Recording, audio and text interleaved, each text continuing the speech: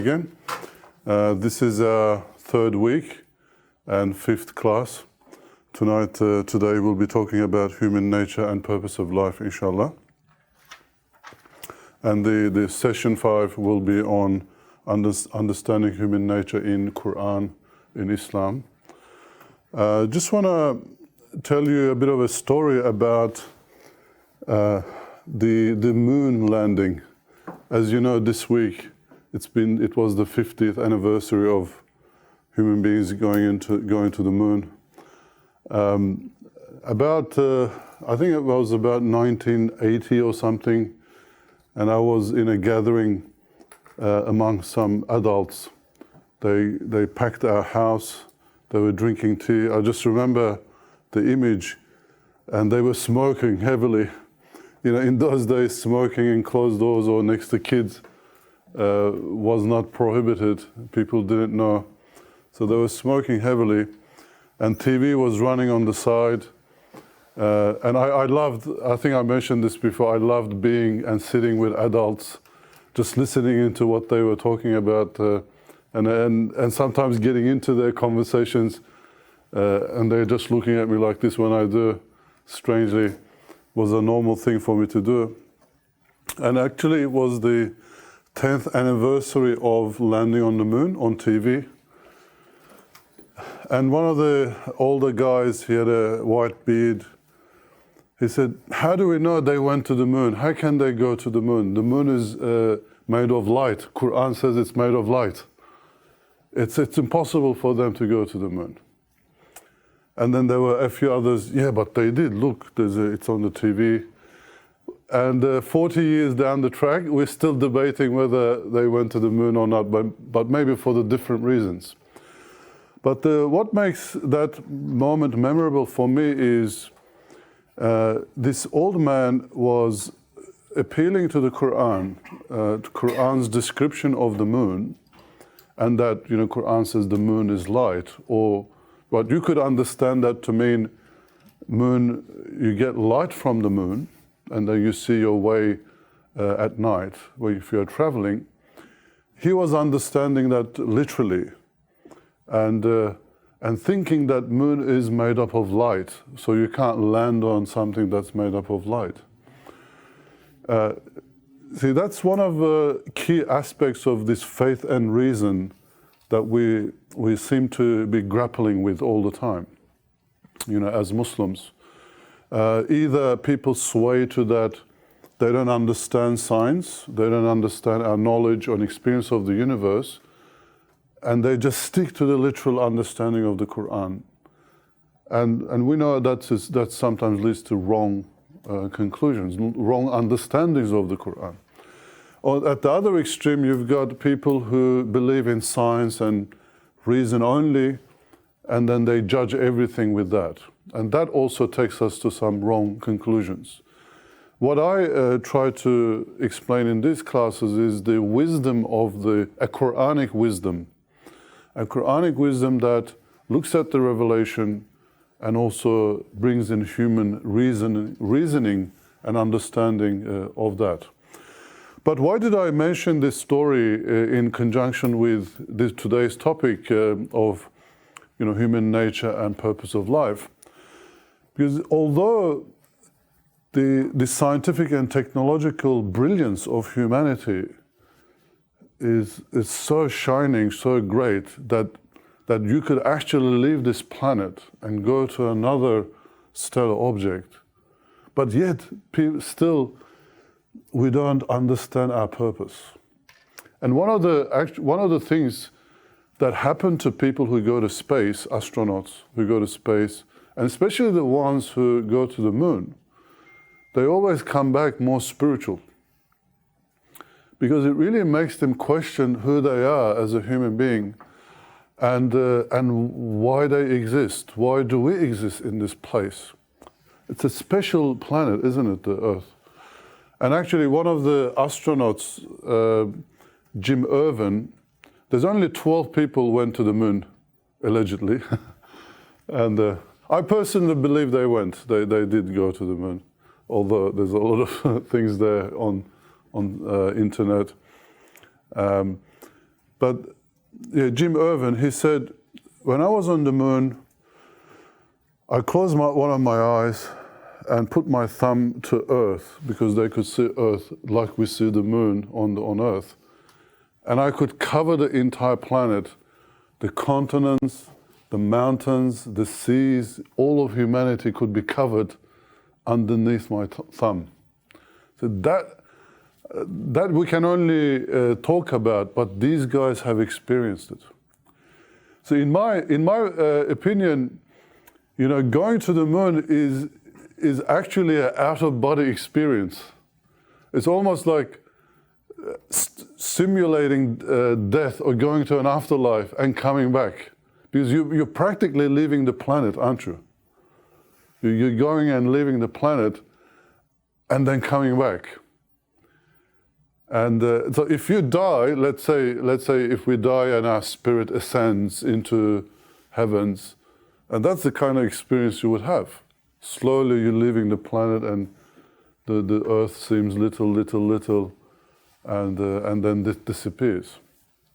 So that's why these people who go to space and the moon have a really profound experience. And it makes them question who they are as human beings and what is their purpose in life. And this is the most important question, and this is what we're going to explore, inshallah, in this class. Now, why did I include human nature and purpose of life in this course, which is about faith and reason and improving our certainty of faith, yaqeen? And the reason for that is human nature and purpose of life, if you add them together, if you can understand it really well, it produces self-realization. And self-realization in turn makes you understand your place in the creation of God and your relationship with God, Allah subhanahu wa ta'ala. And that in turn increases your yaqeen. So it's closely related to this idea of yaqeen, the Quranic concept of certainty, yaqeen, that we're looking for. Okay, now let's go and discuss human nature. You know, according to Muslim scholars, you know, when you look at all of the sources, Quran and Sunnah, and all of their understandings, they generally divide human nature into three parts. You've got the physical body, naturally, that nobody disagrees with. We all, everybody, believer, disbeliever, they all believe that there is a physical entity that we call human body. Although some people may think they're in Matrix or something, and even that body is not real, but we don't believe that. The other two are a human spirit, something called ruh, and another entity called nafs. So we're going to explore these things. So all of these three aspects of the body, the ego, and the spirit make what we call human fitra. Human fitra is another expression Quran and Sunnah mentions. It means the natural human disposition, or the disposition that the Creator has created human being by the way we are created. You bring that by birth. Although, obviously, there's a variable aspect to human nature which I shall explain. Okay, so this is a verse from the Quran. So direct your face towards the religion inclining to truth, the fitra of Allah upon which He has created people. So this is a wonderful verse, easy to remember, 30:30 in the Quran. This is the fitra verse, which basically says that there's a human nature that God has created human being, and Islam as a religion is based on that human nature. And that's why we claim that Islam is a universal religion, because it's timeless. Timeless in a sense that for as long as humans live and wherever they are on the planet, the Islam will be applicable because it's based on human nature. The Prophet, peace be upon him, also said that every human who enters the world is created on fitra. And the hadith continues to say, or there's another hadith that says the human beings are like ores that you get from mines, like the copper, the iron, gold, and that Islam beautifies that. So, what does a blacksmith do? You take the ore, you first make a metal, let's say iron out of it, and then from iron we make utensils and other instruments. So basically, whatever you come with, you bring with in your fitra, and that religion or Islam can only beautify it, can only work with what you have, the raw materials, and produce something nice. But the key thing is, when when I say Islam can do that, again, Islam is also an instrument. It really depends on you, how you use that instrument to build yourself. Isn't it like this concept of building yourself and beautifying yourself is very important.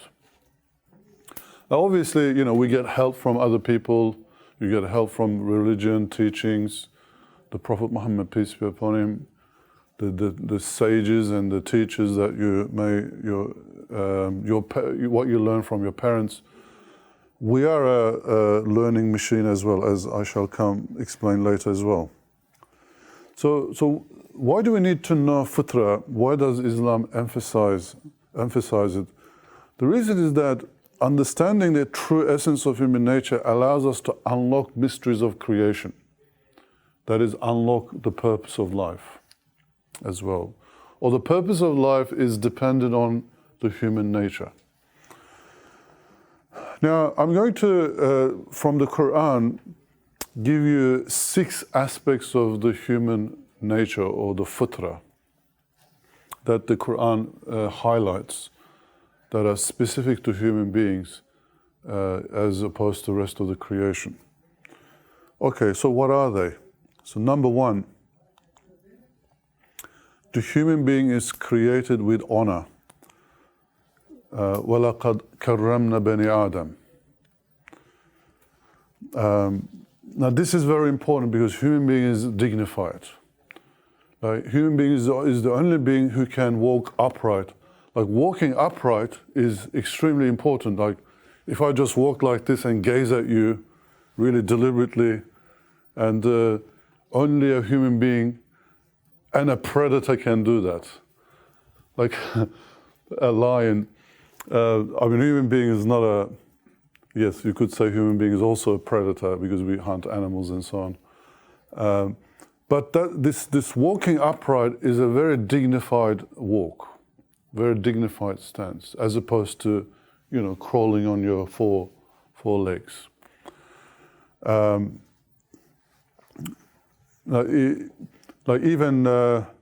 Your head had to be pivoted upside down to allow that.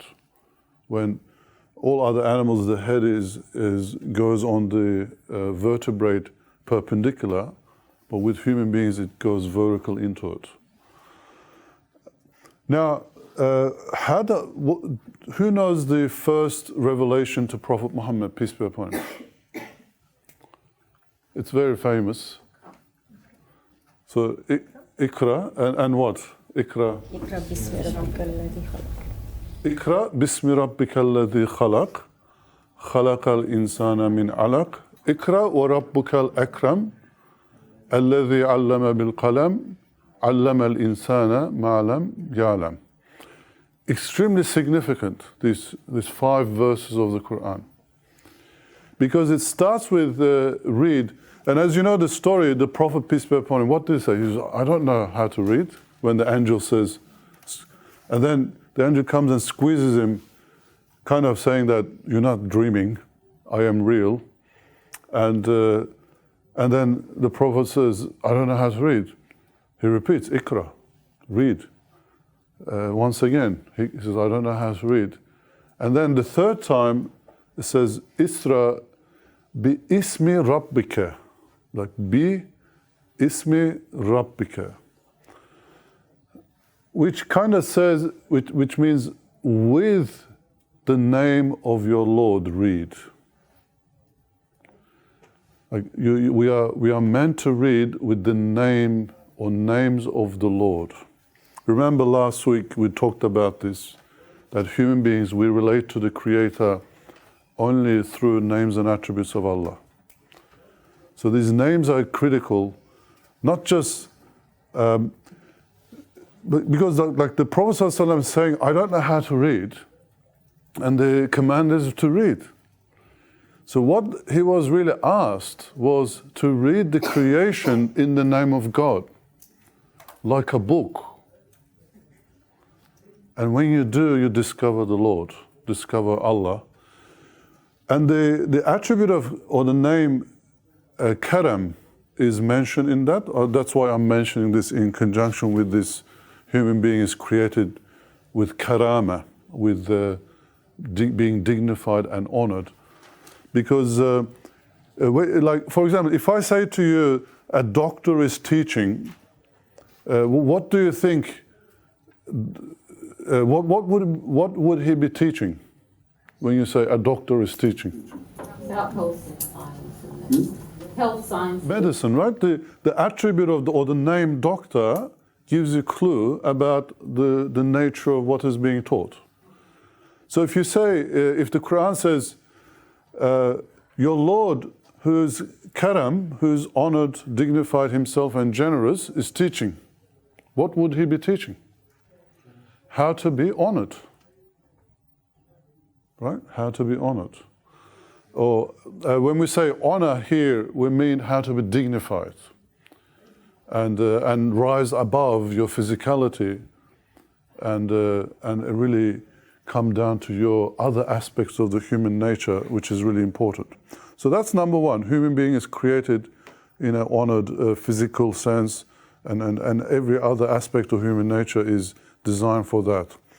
The second one is the human being is given the trust, the amana.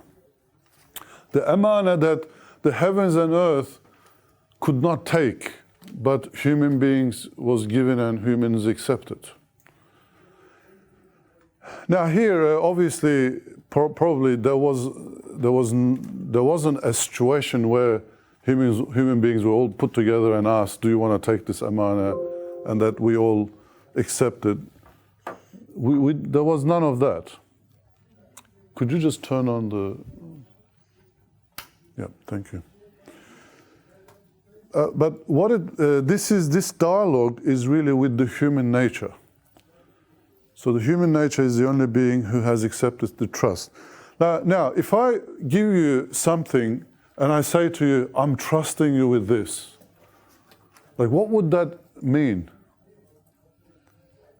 That means what I'm giving you is something that's really valuable. Like something that's really valuable. So the interesting thing is Quran doesn't say what that trust is. But it says human beings are trusted. So it's a valuable thing. But we could say that anything that makes us human, different to the rest of creation, is what we are trusted with. And the number one of that is your consciousness, your self-awareness. Because it is that really makes us discover God, discover Allah subhanahu wa ta'ala. Okay, the third one is that human being is created as a vicegerent, as a caliph on earth. And this is from Quran chapter 2 verse 30 onwards, where God is saying to the angels, I'm going to create a caliph on earth, a vicegerent, and angels don't understand why. That is Allah is creating a being who has the potential to shed blood and cause mischief. And Allah says, I know what you do not know. But this being created as a caliph on earth means human beings have responsibility. Responsibility over the entire planet. So I actually wrote an article arguing that looking after the environment is an obligation on Muslims, on believers, because of this verse and other verses like it, and because of the fact that we're also causing harm to the environment. So this is another very important aspect of human nature, that we are given responsibility over the entire creation.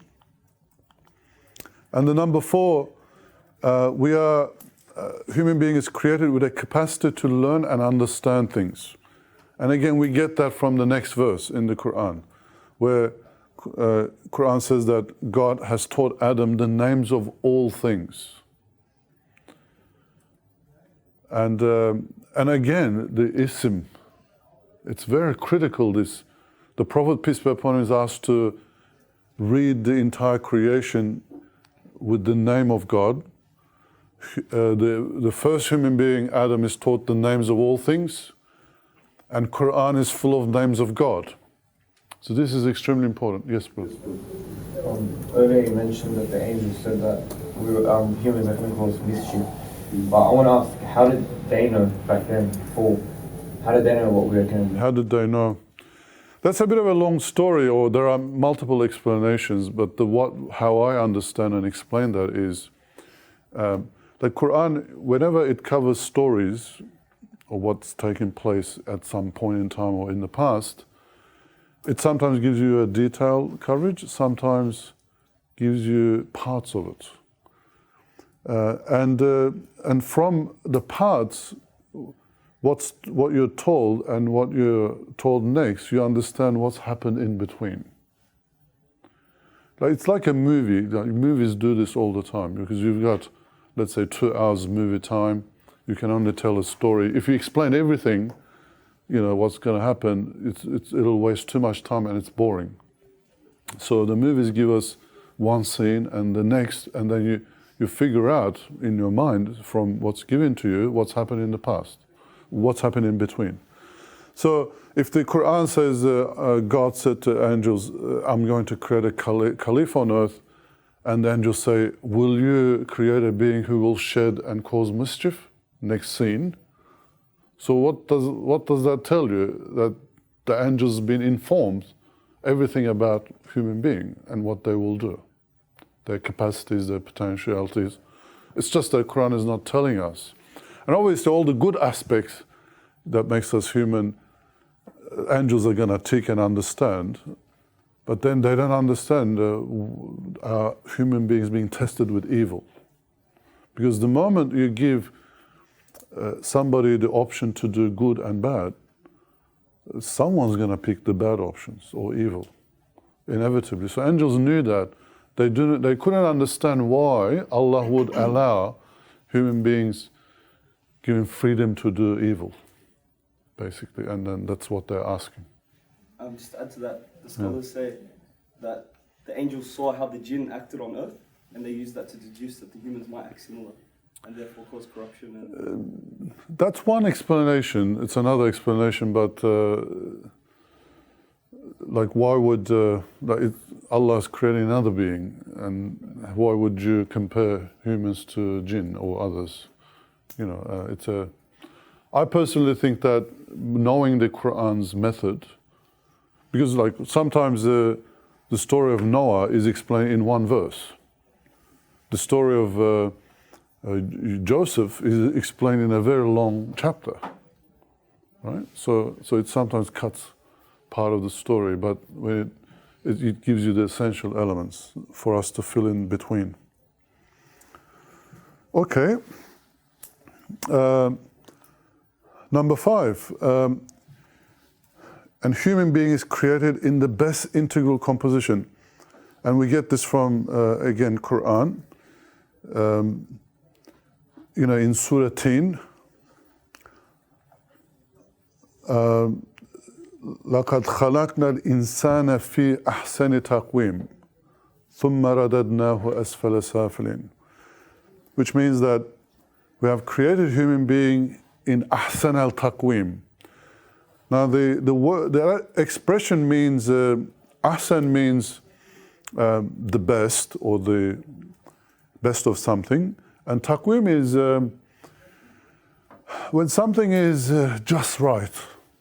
When I don't know, who makes pancakes? Who knows how to make pancake? Yeah, well done. You know, when you mix the flour, the eggs, and everything, and then you pour milk, and you just have to get it just right. Like it shouldn't be too runny or too thick. That's qawama, like in Arabic. When you get something just right, when all the parts that make up something are put together in the best way, you use the word taqwim. So ahsan al-taqwim means then human being is made up of different parts, and these parts are put together in a just right way. So that makes human being the most comprehensive and the best of the creation. But then the verse continues, of course, that human beings could be reduced down to the lowest of the low as well, except those who believe in good deeds. I'm going to come to that a little bit later, why this is significant. It basically makes our nature, human nature, variable. Like we don't have a fixed position in our nature. It changes. It can go up, it can go down. So basically, from all of this 5 things, there's a 6th one. I will come to that a little bit later. What we get is that the human being is able to recognize God, or the fitra has this ability to recognize and believe in God.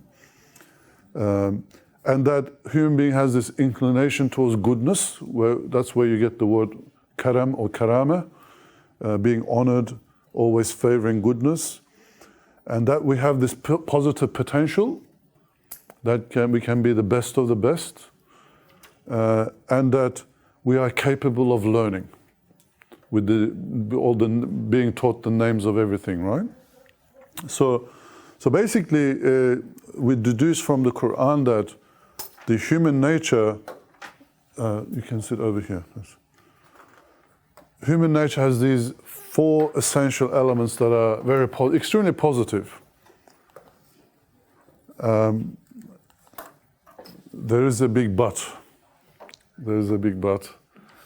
Like, although there's human beings, well, we are fantastic creatures, but we carry this thing called nafs, the egotistical self or the soul, that makes us inherently selfish, and that it makes us follow our desires, and the evidence from the Quran is this, and by the nafs, and he who proportioned it and inspired it with its wickedness and its righteousness. So وَنَفْسٍ وَمَا سَوَّاهَا فَأَلْهَمَهَا فُجُورَهَا وَتَقْوَاهَا. And the word sawaha actually means perfected it. Sometimes when you read the translations, it says, and he perfected the nafs. It's interesting that Quran always positive when Quran is talking about human beings first. That human beings created and the nafs is perfected, and then righteousness and wickedness comes in. And created in ahsan al-taqwim, and then comes aswal safilin, the lowest of the low. The reason is that we corrupt ourselves because of this nafs entity, or its potential to do wrong and sin and go towards evil. Now, even that is good. That's created for goodness. Like, there's nothing in human nature that Allah subhanahu wa ta'ala creates to punish you or to condemn you for eternity, or to kind of trick us into doing wrong things. There's nothing. The purpose with all of this are always good, and not to give us a hard time. Because okay, let's move on to this one, the variable aspects of human nature. Like human being that has potential, like if human beings believe and do good deeds, and the key thing here, brothers and sisters, is that amal al-salih, like you could get a believer, or a lot of people could believe, but that's not sufficient to reach human potential. You have to also do amal al-salih. And the reason, like, it doesn't just say amal, Quran, like, or the things that you do. It says salih amal, that good things. And the reason is that when you do something good, what happens is, well, before you do something good, you have to think good. And you do something good, and then you see the result, which is good, and then it reinforces that good feeling in your mind. And then that makes you do even more good things. So in that way, there is a virtuous circle of development and doing always good. And the opposite is also true.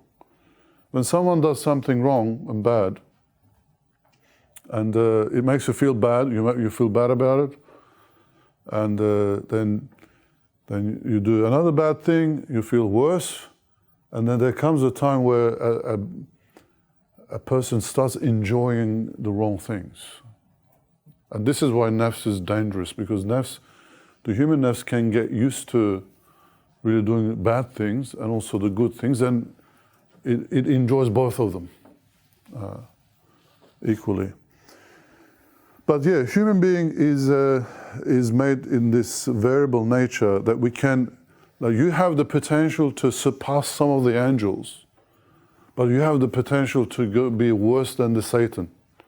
Like, Satan will come and tempt you, but then there are people who will force you to do the wrong things, and they'll take you and take your freedom away from you or kill you or something.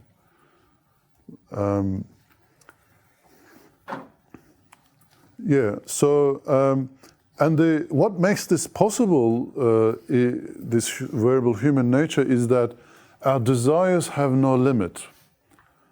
Like animals, so if you go to the animal world, the animals always, like, their place in nature, in their lives, remain constant.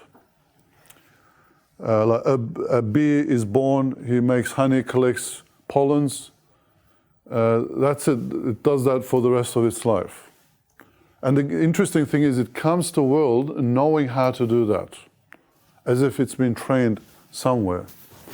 But the bee never says, I've had enough, I don't want to collect pollens anymore, you know, I'm on strike. And I want to study, why am I not the CEO of the companies, you know? Why do I have to?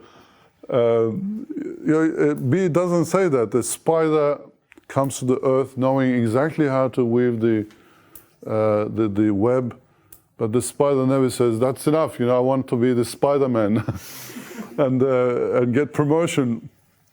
So the animals, their ranks are fixed and their desires are fixed as well.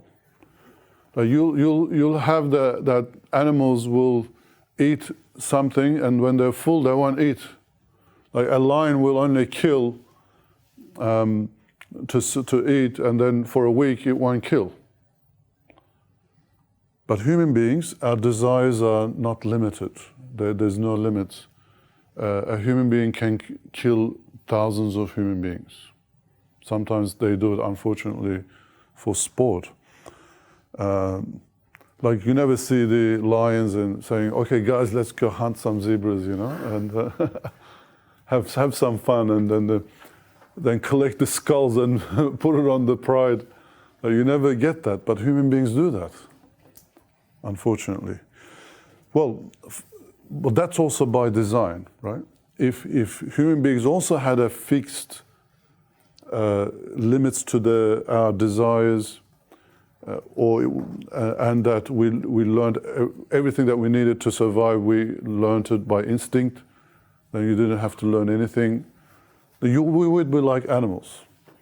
There wouldn't be any difference between us and the animals. But human beings, we come to the earth as a baby, knowing nothing but to cry, and babies know how to cry really well.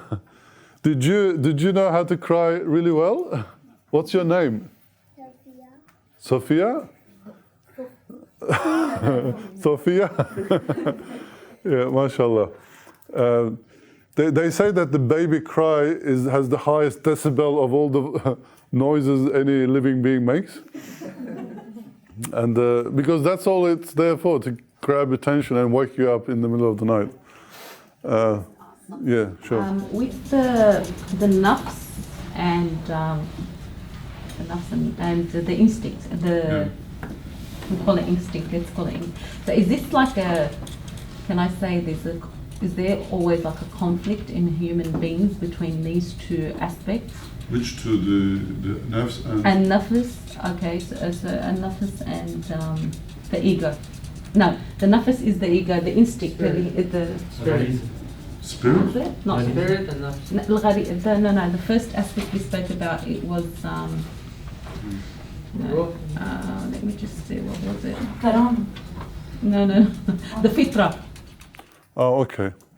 Now, fitra is everything. Fitra is your natural disposition, the abilities, the potentials that human beings have, the capabilities. Like when we say faculties, when we say faculty, it means like your imagination, your self-awareness, consciousness, all those things that makes you, includes nafs as well. So fitra is your human nature. Nafs is just a part of it, one part of it. And as we said, there are three essential parts: your physical body, your nafs, and then your spirit. I'm going to explain spirit as well. Now, but these three elements also have parts. Just like your physical body is made up of, your muscles, your organs, and your arms and legs, the nafs also has aspects to it. It's got some desires, it's got emotions and other things. The spirit also equally has different parts. Like when we say heart, your consciousness, these are all linked to the spirit. I'll explain a little bit more towards the end, just put it all together for you to appreciate. So the human being, we need to learn everything. Again, that's by design. Like if human beings come to the earth knowing some things, then you'd be stuck with that. So coming as a baby knowing nothing is just a clean slate, clean page. And that's great. And then we grow up, becomes a toddler, a child, a teenager, and then becomes an adult, fully grown adult. And all of those takes sometimes 2 decades, 18 years old. Like you get to vote when you're 18 years old. Anyone under 18 here? Yeah. Well, you don't get to vote yet. You're under 18? I don't vote. Okay. You want to stay young forever. Yeah. So, and the reason is that you don't know how to differentiate between right and wrong, who can run the country, who can't. 18 years, and we all know that we learn for a lifetime. I mean, I'm just past my middle age, and and I'm thinking, I read so many books, maybe 500 books, more than that, and I'm still thinking, oh my God, I gotta read more, And you read a book and you discover what you don't know. I mean, you learn some things, but you also discover what you don't know. All these other books that are in the bibliography that you could read, or books come out every year. Right? It will never end, that quest for learning. But that means we are created to learn, isn't it? That's a very important aspect of human nature. And it is that makes us variable, because the more you learn, you change as a person, your character changes. And sometimes, I think I gave this example before, like you look at actors, like there's the same person, They can play a dumb person, they can play someone who's really learned, intelligent, and like fantastic person. How is that possible? Right? Well, that means you can be like that in real life as well. Or as we go through our lives. Who downloaded that app that makes you look old? It's gone viral, and I don't want to do it. I want to see how I age gracefully, you know. And I don't want to see the end right now. You know, they say that the people going for cosmetic surgery has increased after that. Because they say, oh my God, is that how I'm going to look when I'm old? So I better do something now. Okay. So yeah, all human development, virtues, and excellence is made possible by the variability of human nature, and testing it with good and evil.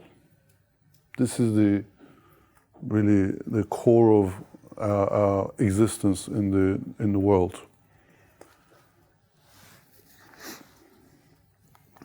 Okay, what about human spirit?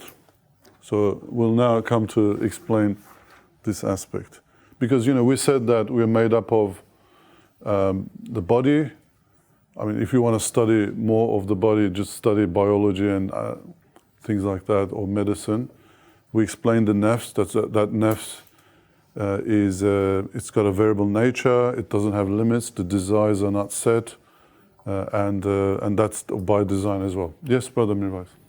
When you're actually talking about the creation of anything, the material that you're using for that creation is actually making the nature of that created things.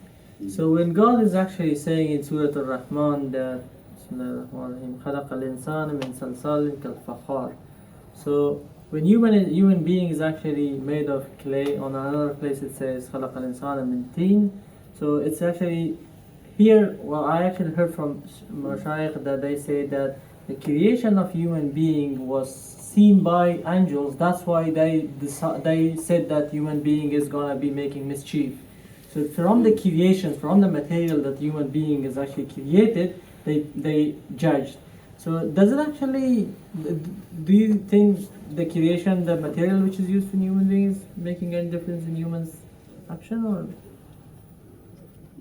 Well, it's possible, but again, that's an interpretation or... So, but how do you explain that if it is that human being is created from clay? No, but you're linking the angels. No, that was an example. What I'm saying actually that how we explain that one is that when we say human being is created from earth, okay. Well, the physical matter, the atoms that are made up of your body is made from earth, isn't it? Like if you really look at it, scientifically even, it comes from earth. Like when a baby is conceived in the mother's womb, the atoms come and the raw materials, let's say like the bricks and the mortar that is used to make up your body comes from what your mother eats. And what your mother eats ultimately comes from earth, the atoms. So we do come from earth. And actually, if you look at, if you break down all of the atoms in a human body and work out the percentage, it's exactly the same percentage as how those materials appear in the cosmos. But it doesn't explain our nature. For example, because this argument was also used by Shaitan, that human being is made of clay and I actually made of fire, or angels are actually made of the light. So if each of them has different capacity, so you're linking the material that's used for the creation of something to its nature. Yeah, the nature. Yeah, it can cause mischief. It can be bad. It can be. Yeah. Look. There's a truth element of truth to that, or we could explain human nature with that, or human being created from earth. In a sense that we have all aspects of the earth and the life on earth. Like you've got the vegetable aspect, you've got the animal side, maybe your nafs is that animal instincts, and then you've got an angelic part as well, which is your spirit. So we've got a little bit of everything. That's why ahsan al-taqwim concept is really important. That like human being is all of the atoms in your body. Like you've got iron, you've got magnesium in your body, you've got phosphorus. These were made in stars.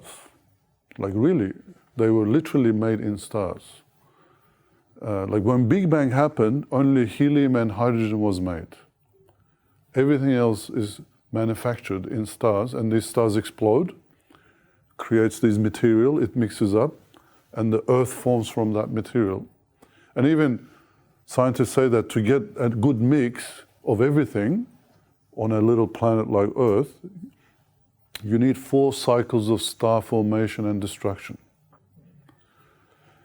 And then from the material of the Earth is human being is created. But not just, when we say Earth, it's not just one thing. It's made up of oxygen, hydrogen, carbon, iron, magnesium. All of these things are in our bodies.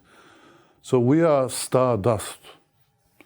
So to make human being, you need the entire cosmos.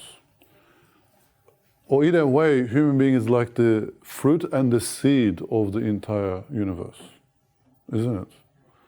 Because the fruit comes from the tree as a culmination, the end result, and it is of the same material as the tree. Like in a similar, and that in that fruit lies the seed to make another tree. So human being is a bit like that, which makes human beings really special and significant. And that's why when Quran always talks about samawat wal ard.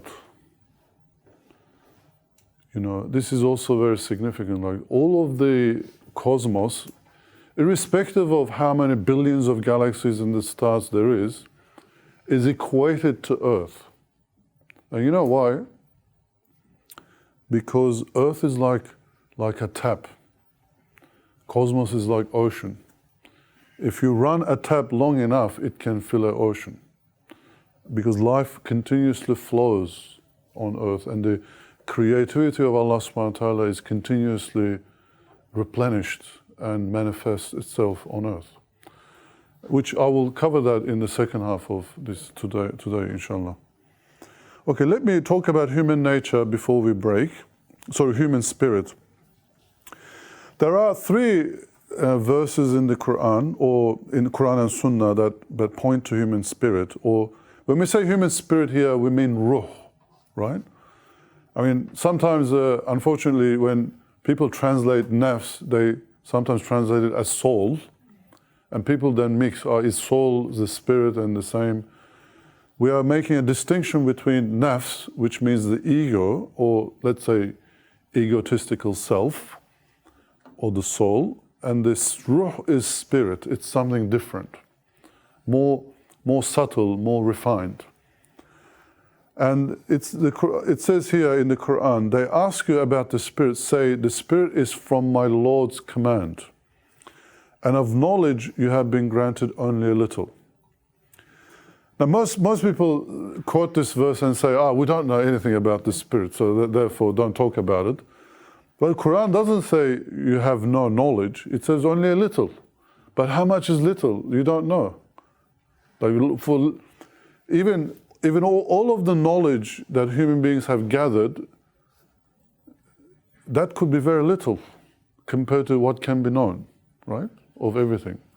So we can actually explore about the ruh.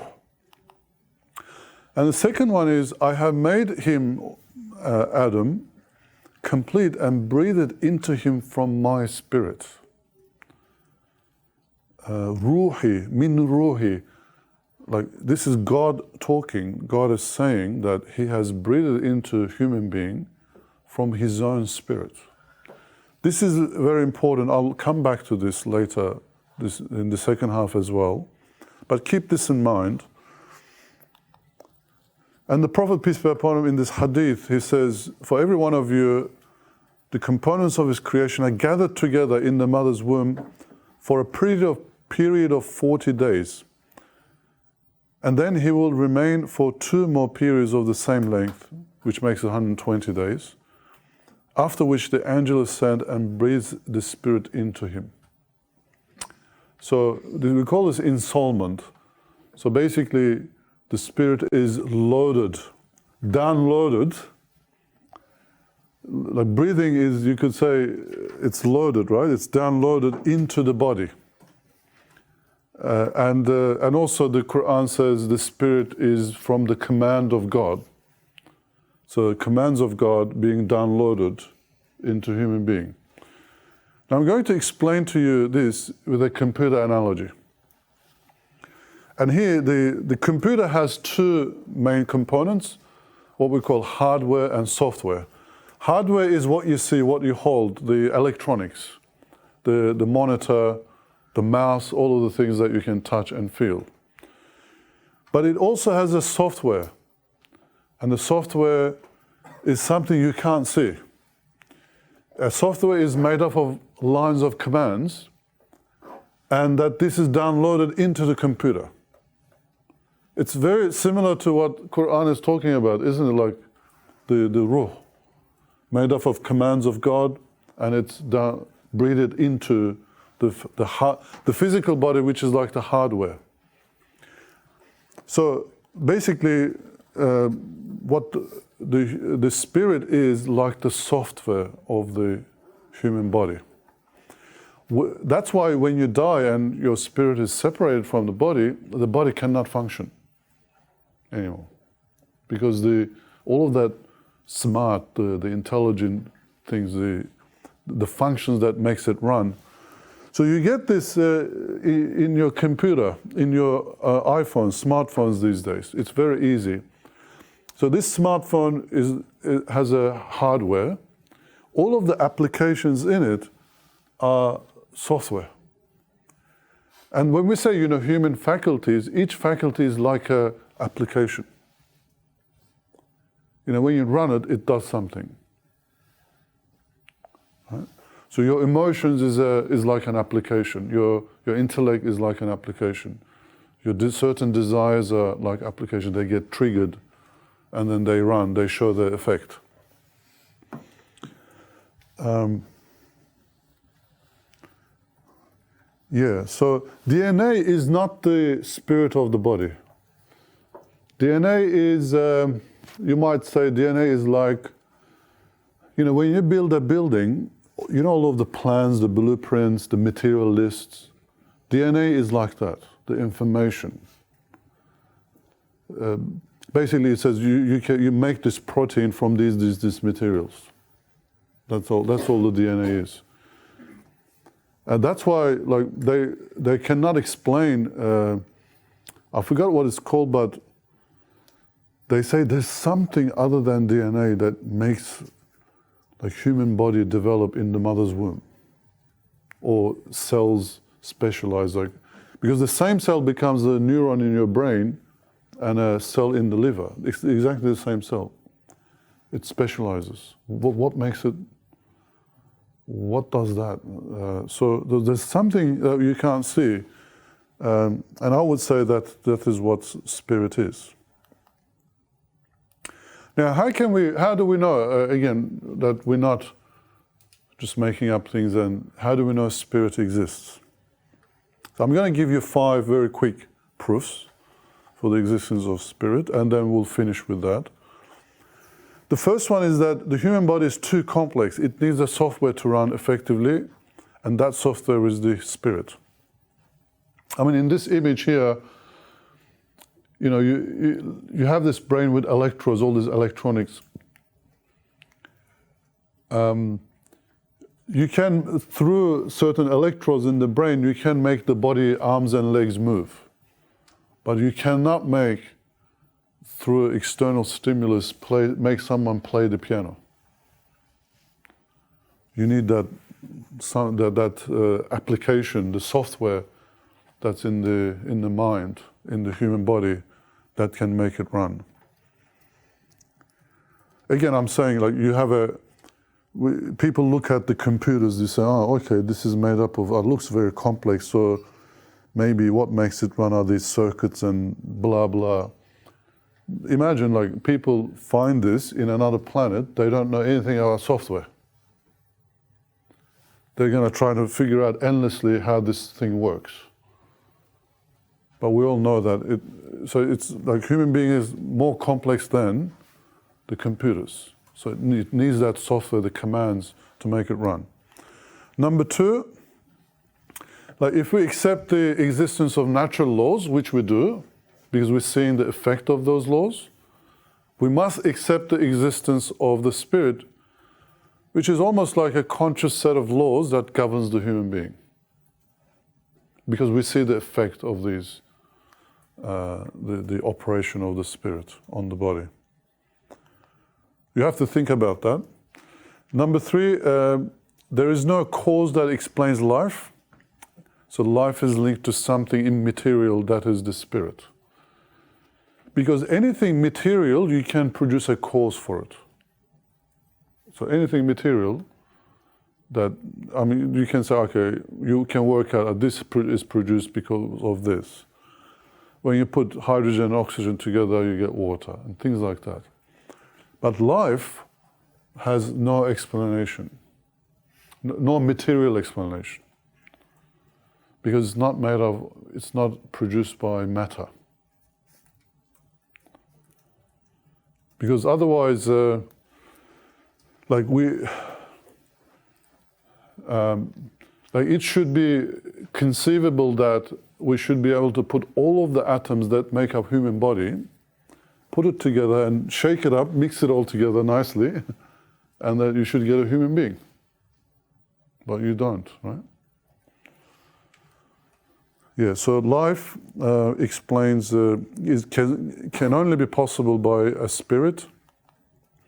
And every person has this deep desire for eternity, and because nothing in the physical world is eternal, and they don't even comprehend eternity. So where does that feeling come from? So it's a feeling, not just an idea. It's a feeling. Because if it was idea, it would be taught to you by others. But when it's a feeling, then it's in your nature. And again, that can only come from something that is itself eternal, or spirit that is eternal. And that's what we believe, that when you die, it is your spirit that will live on, while your body disintegrates. Okay, 5, the dreams and out-of-body experiences, they show that perception and consciousness do not belong to the body. And there are many examples of that. You can even say dreaming is part of that. Even though, people do tend to explain dreams by your brain processing things, But how do you dream something that hasn't happened yet, and then a week later it happens? How do you dream that? Right? So that cannot be explained by processes in your mind. But there are, many instances where people were in coma, or they were in an accident. They could watch themselves, doctors working on himself or herself. So it shows that your perception and consciousness is not in the body, or doesn't belong to the body. Okay, so these are some quick, some arguments and evidence that show that human spirit exists, and it's a conscious set of laws governing how human being functions in life.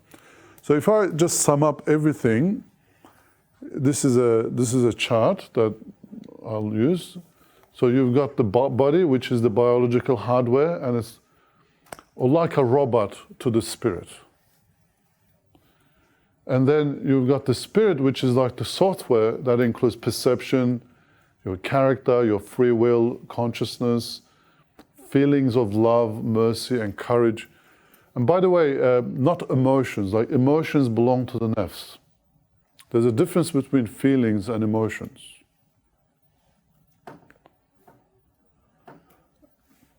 Yeah, so the brain and the nafs is the interface between the physical body and the spirit. You know, anything where you have things that are made up of different essence, different matter or things, it requires interface, something that makes it work together. So physical body is completely different to the spirit, which is immaterial. And how does that immaterial thing work with the body? And that happens through the nafs and the brain.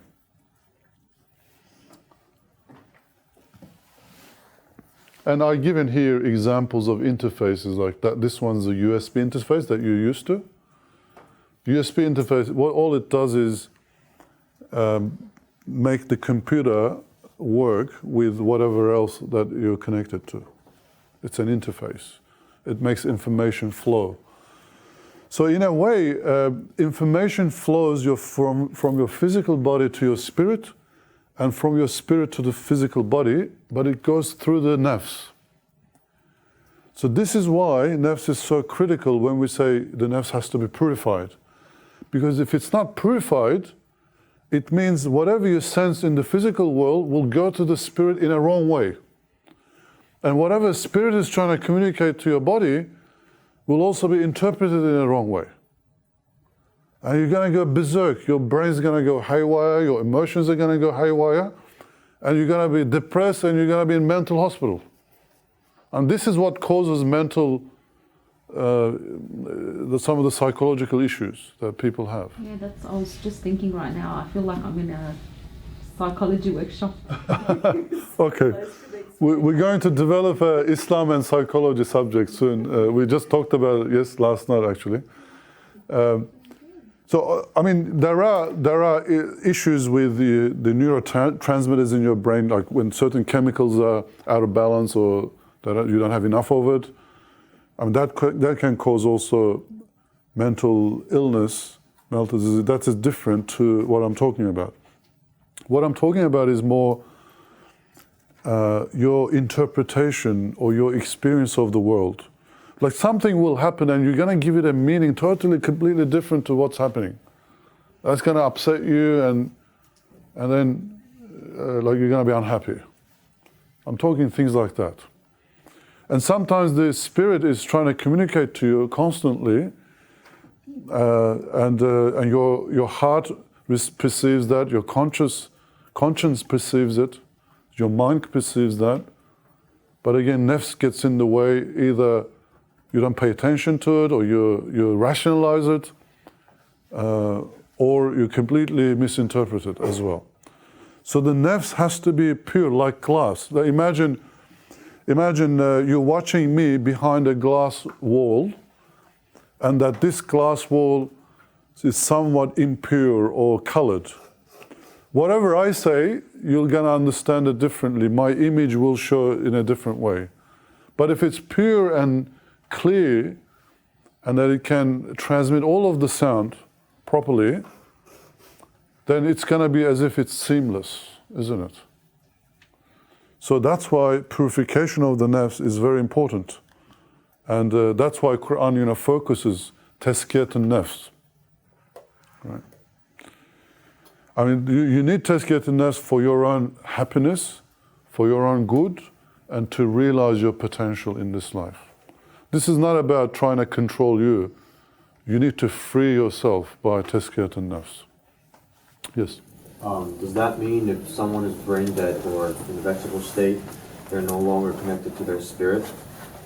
Like the body is disconnected from the spirit? Yeah, somehow the... Like imagine, one of your limbs is missing, or the leg is cut, so the brain cannot talk to the leg anymore. So if certain parts of the brain is damaged, the spirit cannot show its effect or cannot talk to the brain anymore, or the senses that come from the physical body cannot be perceived by the spirit. Does that mean that person's dead? Well, there's something called brain dead. Like brain dead is when the brain can no longer function fully. and yeah, then your body is just like a robot then, like what they call a vegetable state. It's almost like your spirit is not there anymore. So what's the point of keeping the body alive? They don't. Islamically, according to Islamic law, Islamic ethics, if doctors pronounce a person brain dead, you can basically pull the plug. But if there's some activity in the brain, then you can always come back to life. I mean, it happens with people with stroke when they have like meningitis of the brain. You know, it becomes very close to that. Comes very close, and people almost. But they seem to come back, right? Because there's some activity there. And amazingly, by the way, sometimes they discovered in this woman, she went to the doctor, she was having this CAT scan, her brain was literally melted inside. It was just the outside was left. And she was perfectly conscious, all her functions were working. It's amazing, you know. Like sometimes the brain, it seems that brain has some redundancy where certain functions can move. Actually, that is evidence for the existence of the spirit. Because if the spirit can somehow act on the brain through whatever is left, you know, it works. But sometimes the damage is so bad that it's not able to. It's like being crippled in the mind. Yeah. Again. Yeah. Sorry, I think it's the same question. So the spirit is the fitra, the spirit? No, all of this is your fitra. All of that is a fitra. All of this is fitra. Fitra means human nature. Like when we say human nature, it's everything that makes you human, including your body, because your body is designed in a particular way. As I said, you know, you can stand, your face, the human face is very different to other, like most lions look the same, look similar. Yes, they have characters of their own as well, but it's very hard to distinguish. But all of you, your faces are different. And human face has a lot of muscles, more than any other animal, so that you can express emotions. The human face can express so many emotions that other animals are not able to. Same with language. So all of these things are part of your nature. Because my understanding of fitra was that it's something tangible, like it's like the spirit. It's something that we can't see, we can't. Sometimes we're not even conscious of. Okay, well, I hope this for session changed it a little bit. Just leave your all the understanding behind. Maybe because I learned it from a psychological perspective. It's like when they say you follow your instinct in comparison to what your reality is or something. But anyway, don't believe those things. I mean, they're not. They are all lovey-dovey stuff, and unfortunately, I mean, a lot of the modern psychology. I respect the science of psychology and the attempt to really understand human nature from a psychological dimension. But unfortunately, the modern psychology doesn't even believe in spirit. So as I said, that's like trying to work out, how does this computer work, and you don't even believe in software. You will never be able to. You can understand, may work out how the circuits are put together. If I put this much electricity, and you're going to get this result or this response from those circuits. And then they seem to kind of show certain things on screen. Like it's a human attempt to understand human psychology or human nature, or part of that human nature, without understanding spirit is like that, unfortunately. Yeah. So we need to. So I would claim that Islam looks at human nature holistically, with everything, your physical desires, your physical nature. It takes into account your physicality, because without, you can't avoid that. We're not monks, or we're not meant to be monks. We have to live in society with other people. And like Like if you pull yourself away from society completely, certain faculties will develop naturally because you're pulling yourself out of that stimulus that's coming from society. But as soon as you come back, it's going to normalize again. Like I'm going to, inshallah, on 4th of October, there will be a discussion with a Christian priest or scholar about silence, and I would invite all of you to that, inshallah. Watch out for it. And I'm already writing certain things about it, how importance of silence in Islam or in our human nature. So all of you have to control your stimulus in a deliberate way, how you receive stimulus into your being. And all of that enters through the physical body, because we live in a physical world. But then that body processes everything and then produces a feeling or a perception or idea or thinking. And that's why, for instance, when you wake up in the morning, never check your phones first. Try to resist that, to check it half an hour later, 1 hour later. Because I've tested this, by the way, that if you check your phone first, your IQ level drops by 20 throughout the day. Like honestly, you can't think throughout the day, because you have to, like your spirit or your body, you went on a out of body experience and you came back. So you have to normalize, you have to reset when you wake up. All of your thinking has to come back. Your interaction, how you interact with the world has to come back in a normal way. But if you overstimulate that with computers, social media, phones, what's going to happen? You're not going to be able to normalize. And this is what actually happens. Like when I wake up in the morning, and that I immediately start thinking, and you wash your face. I'm thinking, what am I going to do today? I was going to do that. All right, okay. So you start. Yesterday we talked about this, and I start thinking about those ideas and what I read. So all of that is part of normalizing. And imagine I just wake up and start checking my phone and everything. I won't be allowing my mind to go into that mode, and then that carries on across the day. Because I realized, because I was doing that, and we all get used to that, by the way, because of the modern life. Then I realized, why am I not effective anymore as much as before? Because I'm as if almost I lost my IQ by 20, and that I'm not able to process things as well as I used to. And I realized, hey, wait a minute, maybe it's this phone. And I stopped doing that, and it came back. You see? Yes. No, you're right, because there was a study, I read an article about how science says that when you look at your phone first thing in the morning, they've tested that throughout the day those people have actually had more depressed sort of days than people that did. Yeah, it affects your emotions as well.